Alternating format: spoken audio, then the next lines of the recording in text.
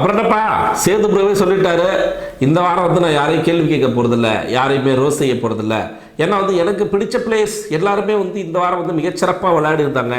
அதாவது gang form பண்ணி groupism பண்ணி நிறையா வந்து ஒரு மாதிரி வந்து ஃபவுல் கேம்லாம் நிறைய ஆடினாங்க. ஸோ அதனால் வந்து இந்த வாரம் நான் வந்து கேள்வி கேட்க மாட்டேன், அவங்க எப்படி ஆடினாங்கன்னு மட்டும் தெரிஞ்சுக்கலாம் அப்படிங்கிற ஒரு ஐடியாவில் வந்திருக்கேன் அப்படிங்கிற மாதிரி வந்து ஒரு ஹோஸ்ட் வந்து சொல்கிறாருங்க. புரியாத மாதிரிலாம் அவர் பேசலை, அவர் ரொம்ப தெளிவாக தான் பேசுகிறாரு. ஆக தப்பு செய்யும் பொழுது, அதாவது அவருக்கு பிடித்த அவரோட ப்ராடக்ட் 4 பேர் வந்து தவறு செய்யும் பொழுது அந்த தவறை நான் கேட்க மாட்டேன், அது எதற்காக செய்தார்கள் அப்படிங்கிறத மட்டும்தான் நான் கேட்க போகிறேன் அப்படிங்கிறது தான் ப்ரோமோ ஒன்றில் நம்மளோட சேது ப்ரோ வந்து சொம்போடு வந்திருக்காரு. இந்த வாரமும் வந்து நீங்கள் எதிர்பார்த்த மாதிரி நியாயத்தை தட்டி கேட்கலாம் மாட்டார் அப்படிங்கிறது தெளிவாக தெரியுது. என்ன நடந்திருக்கு அப்படிங்கிறத பார்ப்போம். ப்ரோமோ ஒன்றும் இல்லை, இறுதிக்கட்டத்தை நெருங்கிவிட்டோம். போட்டியாளர்கள்ட்ட வந்து ஒரு விதமான பதட்டமும் பயமும் வந்து தொற்றிக்கொண்டு விட்டது. இந்த பதற்றத்திலும் பயத்திலும் ஒரு விதமான ஒரு கேம் ஒன்று ஆடுறாங்க.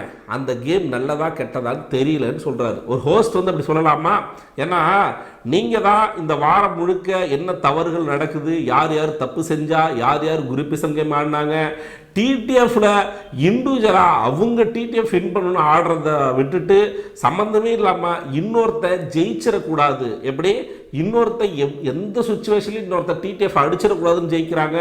இல்லை 4 பேர் வந்து குரூப் ஃபார்ம் பண்ணி ஒருத்தனை அட்டாக் பண்ணுறாங்க, இல்லை இவங்க ஒரு 6 பேராக வந்து ஒரு அலைன்ஸை போட்டு ஒரு ஸ்ட்ராட்டஜிங்கிற பேரில் மற்றவங்களை அவுட் பண்ணுறாங்க. ஸோ இந்த மாதிரி தவறுகள் நடக்கும்பொழுது அந்த தவறு வந்து அது தவறா நல்லதா கெட்டதா அப்படின்னு தெரியலன்னு ஒரு ஹோஸ்ட் சொல்கிறதெல்லாம் வந்து ஹோஸ்ட்டுக்கான அழகா சேது ப்ரோ. எனக்கு அப்படி தான் கேட்க தோணுது. ஏன்னா எங்களுக்கு தெரியுது அங்கே என்ன தவறு நடக்குது, யார் தப்பு பண்ணுறாங்க, யார் குரூப்பிசமாக ஆடுறாங்க, யார் அலைன்ஸ் போட்டு ஆடுறாங்க. ஏன் இன்க்ளூட் நீங்கள் ரயான் ஒரு தப்பு பண்ணா பார்த்தீங்களா, ஏதோ வந்து அந்த ஜாரில் கையை வச்சுட்டான் அப்படின்னு சொல்லிட்டு உருட்டுறானுங்க. அந்த பாயிண்ட்டை எடுத்துகிட்டு பார்த்தாலும் ரயான் தான் வின்னரு, அது வேற விஷயம். இருந்தாலும் உருட்டிக்கிட்டு இருக்கானுங்க. ஐயோ அவனை பண்ணிட்டான், ஃபவுல் கேம் ஆடிட்டான், விஜய் சேதுபதி நியாயம் சொல்லுவாரா ஐயோ அப்படி இப்படின்னு சொல்லிட்டு உருட்டுறானுங்களே. கேளுங்கிறேன் நான், யார் தவறு செய்தாலும் கேளுங்க. முத்துக்குமரன் தப்பு செஞ்சானா, முத்துக்குமரனை கூப்பிட்டு கேளுங்க. சௌந்தர்யா தப்பு செஞ்சானா, சௌந்தர்யாவை கூப்பிட்டு கேளுங்க. ரயான் தப்பு செஞ்சானா, ரயானை கூப்பிட்டு கேளுங்க. அதை விட்டுட்டு அவங்க பண்ணது நல்லதா இல்லது கெட்டதா அப்படின்னு எனக்கு தெரியல அப்படின்னு சொல்லிட்டு ஒரு ஹோஸ்ட் சொல்லலாமா? தெரியலன்னு சொல்லலாமா? ஃபர்ஸ்ட் இது நீங்கள் எப்படி சொல்கிறது? நீங்கள் சொல்கிறது எப்படி இருக்குன்னா பூசி பழுப்புற மாதிரி இருக்கு. அதாவது இந்த வாரம் வந்து தவறுகள் அப்படிங்கிறது வந்து நிறையவே நடந்திருக்கு. யார் தப்பு செய்தாலும் தவறு தான். ஒரு டிடிஎஃப்ல இண்டிவிஜுவல் கேம் ஆட வேண்டிய இடத்துல வந்து இவ்வளோ தூரம் குரூப்பிசம் பிளான் பண்ணி அலைன்ஸ் போட்டு கேமை ஸ்பாயில் பண்ணி ஒரு மாதிரி வந்து அந்த சுவாரஸ்யத்தை கெடுத்துட்டானுங்க அப்படிங்கிறதா உண்மை.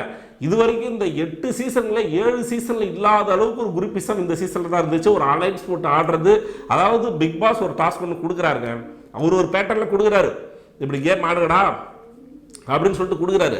இவங்க கீழே சின்ன பிக் பாஸ் ஆன நம்மளோட முத்துக்குமரன் என்ன பண்ணுறாரு, அவர் ஒரு ரூல்ஸ் ஒன்று கிரியேட் பண்ணுறாரு. அந்த இடத்துல பிக் பாஸ் போட்ட ரூல்ஸ்லாம் நமக்கு தேவையில்லை, நம்ம ஒரு ரூல்ஸ் ஒன்று போடுவோம். இந்த ரூல்ஸில் நம்ம டீமாக சேர்ந்து நீ ஒரு டீமாக இரு, நாங்கள் ஒரு டீமாக இருக்கோம், இங்கே வந்து இப்படி ஒரு ரூல்ஸை கிரியேட் பண்ணிக்கலாம், இங்கே இதை நம்ம பண்ணிக்கலாம் அப்படின்னு சொல்லிட்டு இவர் ஒரு ரூல்ஸை கிரியேட் பண்ணி ஒரு இது பண்ணி இவர் ஒரு ப்ளே ஒன்றுங்கிறது பண்ணுறாரு. இதை பார்க்கும்போது என்னடாமல் இப்படி பண்ணிக்கிட்டு இருக்கான், ஆட்டத்தோட சுவாரஸ்யத்தை கெடுக்கிறானடான்னு சொல்லிட்டு பார்க்கும்போது வீக்கெண்டில் விஜய் சேதுபதி வந்து நல்லா கேள்வி கேட்க போகிறாரு. ஏண்டா பிக் பாஸ் ஒரு கேம் ஒன்று கொடுத்தா நீ ஒரு கேம் ஒன்று ப்ளே பண்ணி ஆடுறியா, உனக்கு இஷ்டப்படி உனக்கு ஏற்ற மாதிரி உனக்கு பிடித்தவர்கள் ஜெயிக்கணும் அப்படிங்கிற ஒரு போர்வெளி ஒரு விஷயத்தை பண்ணுறான்னு சொல்லிட்டு கண்டிப்பாரேன்னு பார்த்தா என் தலைவன் வந்து அது நல்லதா இல்லை கெட்டதான்னு தெரியல அப்படின்னு சொல்கிறீங்கன்னா, உங்களோட ப்ராடக்டாக இருக்கவங்க டைட்டில் ரன் ஆகிறதுக்கும், உங்களோட ப்ராடக்டாக இருக்கிறவங்க ரன்னர் ஆகிறதுக்கும், உங்களோட ப்ராடக்டை சேவ் பண்ணுறதுக்கும் எவ்விதமான ஒரு முயற்சியில் நீங்கள் இறங்குவீங்க அப்படின்னு வந்து தெளிவாக இந்த ப்ரோமோ பார்க்கும்போது தெரியுது. இந்த டைமும் வந்து சொம்ப தூக்கிட்டு தான் வரப்போகிறார் அப்படின்னு தெரியுதுங்க. இனிமேல் எப்படி விளையாடணுங்கிறதெல்லாம் சொல்ல போகிறது இல்லை அப்படின்ட்டாரு.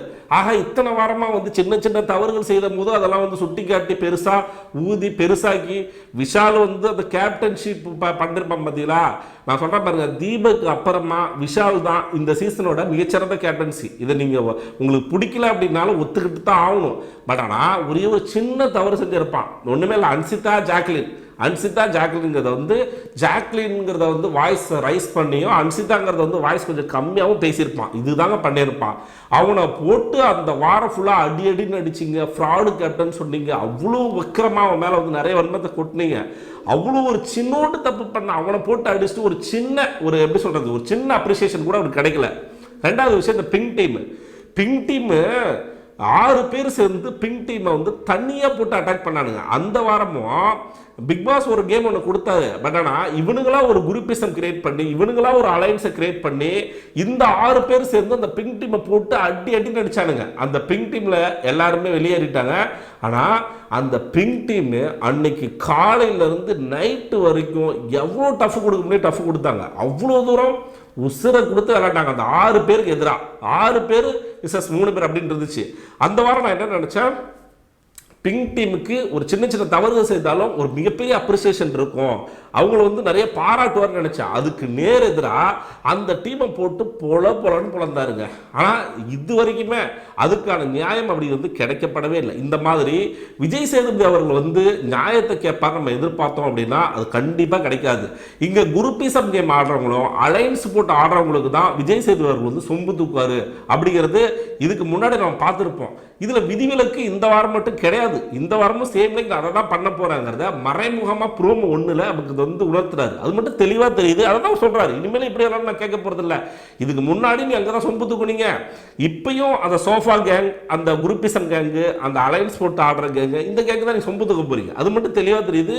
இந்த பிக் பாஸ் அப்படிங்கிறது இண்டிவிஜுவல் கேம் இல்லை.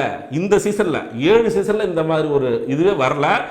இந்த 8வது சீசனில் தான் இந்த பிக் பாஸ் கேம் அப்படிங்கிறது வந்து ஒரு இண்டிவிஜுவல் கேம் இல்லை, இது குரூப்பிசம் கேமு, இது அலைன்ஸ் போட்டு ஆடுற கேம் அப்படிங்கிறத விஜய் சேதுபதி நமக்கு உணர்த்துகிறார் அப்படிங்கிறது தெளிவாக புரியுது. ஆனால் அவங்களை வந்து நான் கண்டிக்க போகிறதில்ல. பட் ஆனால் ஏன் அப்படி விளாண்டாங்க நான் தெரிஞ்சுக்கணும். அதாவது வந்து அப்படியே கூப்பிட்டேன், நான் வந்து ஏன்பா அப்படி அலைன்ஸ் போட்டானே, ஓ இதான் கேம் பிளானா, ஓகே சூப்பர்ப்பா அப்படின்னு சொல்லிட்டு உட்கார வைக்க போகிறார். இதுதான் நடக்க போது. ப்ரோமோ 1ல் நமக்கு சொன்ன விஷயங்கள். இதுக்கு வந்து இவ்வளோ பயாசடான ஒரு ஹோஸ்ட் அப்படிங்கிறது வந்து எதுக்குன்னு நான் கேட்குறேன். நான் ஒன்றுமே கேட்கல. எவ்வளோ நிறைய கண்டென்ட் இருக்குது. இப்போ கண்டென்ட் இல்லைன்னு சொல்லி சொல்ல முடியாது. கடந்த ஒரு ஃபஸ்ட்டு இந்த சீசன் ஆரம்பித்து ஃபஸ்ட்டு 50 நாளில் கண்டென்ட் இல்லைன்னு சொல்லி சொன்னால் நான் அக்செப்ட் பண்ணுவேன். பட் ஆனால் இந்த வாரம் நிறைய கண்டென்ட் இருக்குது, நிறைய விஷயங்களை எடுத்து பேசலாம், நிறைய விஷயங்கள், நிறைய பேருக்கு வந்து ரோஸ்ட்டை போடலாம், நிறைய பேருக்கு வந்து பண்ணணும்னு நினச்சா பண்ணலாம். ஆனால் உங்களோட ப்ராடக்ட் எப்படியாவது டைட்டில் விட ஆக்கிடணும், அவங்கள ரோஸ்ட் பண்ணி அவங்களை மனதளவில் டவுன் பண்ணிடக்கூடாது அப்படிங்கிறதுலாம் ரொம்ப தெளிவாக இருக்கிறீங்க அப்படிங்கிறது மட்டும் ப்ரோமோ 1 பார்க்கும்போது தெரியுது. ஒருவேளை மேஜிக்கலி வேற ஏதாச்சும் ஹேப்பன் நடக்குதா என்ன அப்படிங்கிறது வந்து ப்ரோமோ 2 வந்தால் தான் நமக்கு தெரியும். ஸோ பொறுத்துக்கு பார்க்கலாம் அது என்ன வருது என்ன அப்படிங்கிறத. நம்ம சேனலை புதுசாக பார்க்குறவங்க வந்து தயவுசெய்து சப்ஸ்கிரைப் பண்ணிட்டு போயிருங்க. இந்த வீடியோக்கு வந்து ஒரு லைக் ஒன்று போட்டு விடுங்க. ஸோ அடுத்த வீடியோவை சந்திக்கிறாங்க. அதுவரை உங்களிடமிருந்து விடைபெறுவது நான் ஏவி.